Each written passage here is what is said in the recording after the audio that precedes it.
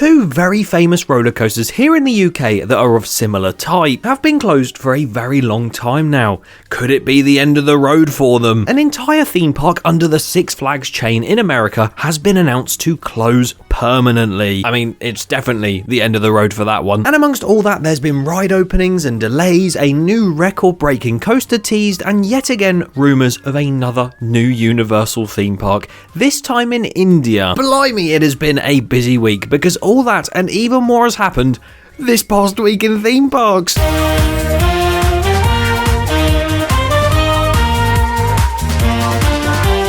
Yes, the best series returns after a week-long break, so technically this episode is this past 2 weeks in theme parks, where we take a look at all of the latest news and updates in the theme park industry over the past 7 days. And as you've already heard, there is so much to go through, as per usual. So if you want to skip to specific stories, use the video progress bar chapters below. And use that subscribe button if you haven't already. There is so much cool and interesting content to come over the next few months, including opening day vlogs, some other stuff that I'm very excited to do, and of course, this series. So yes, subscribe so you don't miss any of that. And I know absolutely none of you have missed this series whilst it's been gone. Yes, I went on holiday for a week, as you can see from this sunburnt video of me. Yes, the weekly streak did end, but I'm here now to begin this quickfire segment.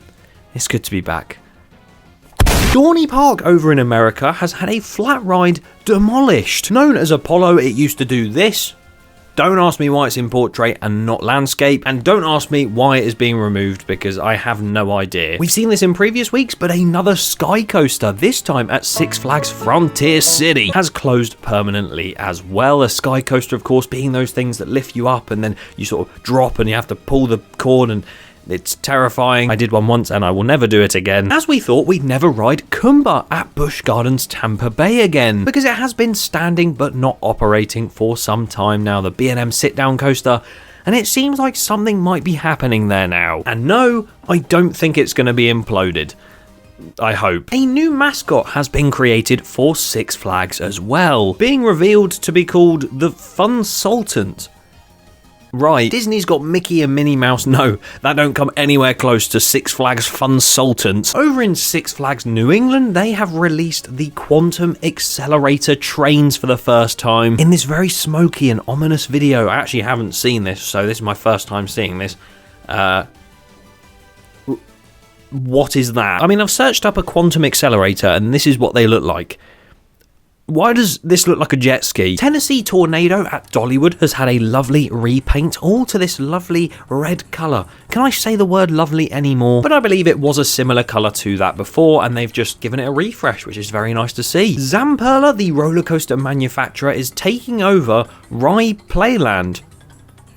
That's interesting. Wiener looping over in Austria, the brand new Mack Big Dipper has now got riders on it and it's testing with them. The back row looks like so much fun, so I really hope to get out there and try it, and hopefully soon we'll see an opening date. Busch Gardens Williamsburg have given us an opening though for Big Bad Wolf's Revenge. What a name for a coaster, even still. Originally we knew it was opening in May, now we know it is the 23rd of May that will open. Busch Gardens Tampa Bay, God, there's a lot of Busch Gardens stuff today, what's going on? They have put up a poster that says that something is coming on May the 3rd and May the 4th, which when you're watching this is already gone, so you'll know, but you might think it's a new ride or a teaser.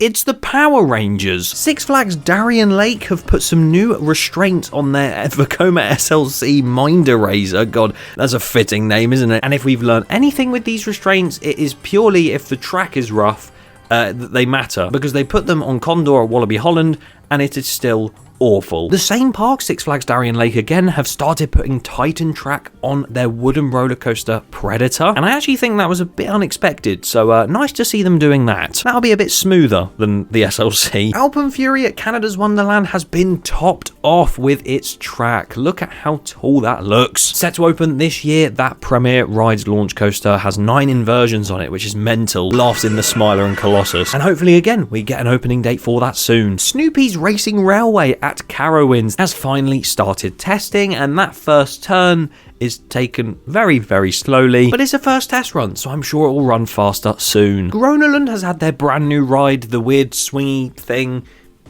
I don't know what this hand action is. The thing you can see on screen right now, that has opened to the public, as has one of the best rides in the world apparently. Eejanaika at Fuji Q Highlands. After an incident quite a while back now, it did close for a long period of time, but it is back and it has some new lockout procedures to do with the ride sort of safety. Really do want to get out there and ride that because it does look amazing. Lego Festival has arrived at various Legoland parks around the globe. The one here in the UK looks amazing. Just look at my guy DJ and listen to the beats. Universal Studios in Hollywood has had some brand new Fan Fest nights where Back to the Future made its return. And obviously the actual Hill Valley set, this area looked so cool with like the fire trail of the DeLorean and of course all the actors and everything, and it looks amazing. And I also really hope that's what the Great Britain one looks like. Clermont Steel Fabrication Grounds. There appears to be B&M Giga dive coaster track and supports at the site. Ready for Six Flags over Texas. Volcano Bay at Universal Orlando is closing for a quite long period of time. From October of 2026 to March 2027, that water park will be closed for maintenance, in which I believe from that point, Tapu Tapu is being removed from that water park. Their virtual queue system with the wristbands that you have and you tap in and you Tapu Tapu, that's why it's called that. It was really good. I don't know what to think of this, but it's not this past week in water park, so we'll move on. Because Hershey Park's brand new S&S Screamin' Swing has been going up nicely, and as you can see, it's elevated by concrete. World's tallest topspin elevated by concrete, now the world's tallest Screamin' Swing. We are being treated by the concrete gods. Iron Dragon has had its height restriction lowered from 48 inches to 42 inches, and someone managed to spot the Planet Coaster theme playing at Wallaby Holland.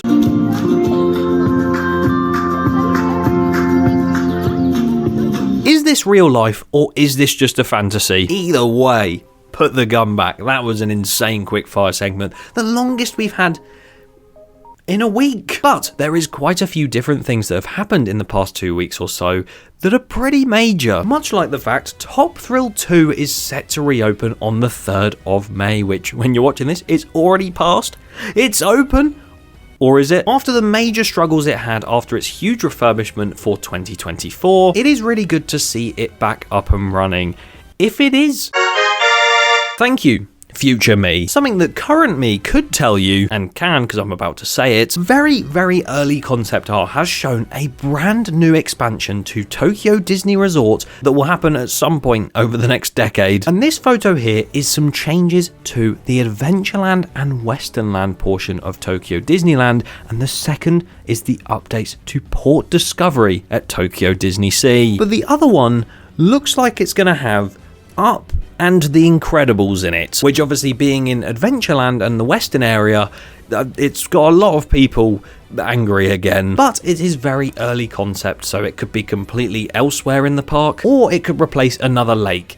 And then all the Walt Disney World fans can get mad at that too. I'm just going to wait and see how it goes, because I don't want to put my judgment in now when this is literally the earliest point of its production. And something else that's very early in production, to the fact that it's probably just a rumour at the moment, the fact that Ferrari World in Abu Dhabi could be getting a record-breaking roller coaster that breaks not one, not two, not three, not four, but 4 different records, which is ridiculous because a record-breaking ride of that nature must be big. That park already has the current world's fastest, so God knows what they're planning. But they said a significant and signature ride in Ferrari World will have 4 records worldwide, and roller coaster fans will be very excited to hear that news soon. I mean, literally, it could be anything. We could see Falcon's Flight version 2 that's like 1,000 feet tall this time. We could see a coaster that breaks very particular records, like the tallest concrete pedestal, maybe an inversion beta, I don't know.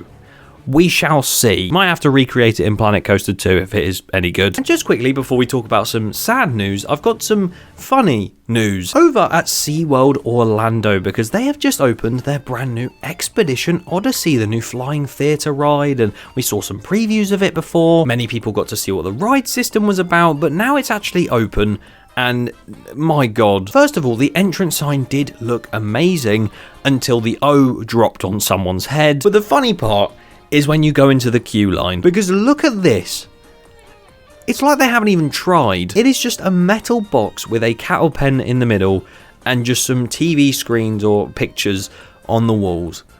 Incredible theme in that. Can we normalise not putting coasters on mud plains and not putting queue lines in metal boxes? And what we really need to stop normalising is closing theme parks and rides. Because a huge piece of news came out this week saying that Six Flags America will be closing permanently at the end of this season. They had a really cool looking intimate mega coaster and obviously a Vekoma Flying Dutchman, which the less said about that the better. Loads of different rides, and just to see that sort of park, you know, a theme park so close to the hearts of many, just closing. I don't know what Six Flags are doing at the minute, but the amount of rides they've axed off and gotten rid of and then done other stuff much like this where they get rid of entire theme parks, it is scary. So I don't know which ones will be next on the chopping block, but there's probably going to be more over the next few months. But at least we got a pre-warning about this one, eh? But a company that is making some very big steps forward to actually bring more theme parks to the world, Universal Destinations and Experiences, because not only have they obviously built the kids resort that they're doing right now in Texas, the Horror Unleashed venue in Las Vegas, Universal Great Britain, and Epic Universe, the Thorpe Park at Universal Studios Orlando, there are now talks of an indoor theme park being built by them in India, because apparently a company is creating a huge 3 million square foot mall, the largest in India, at the Delhi Aero City near the airport. And the Economic Times reports that the company expects to lease 300,000 square feet of that to facilitate an indoor theme park. Now obviously don't expect this to be on the same scale as Epic Universe or like the Universal Great Britain one.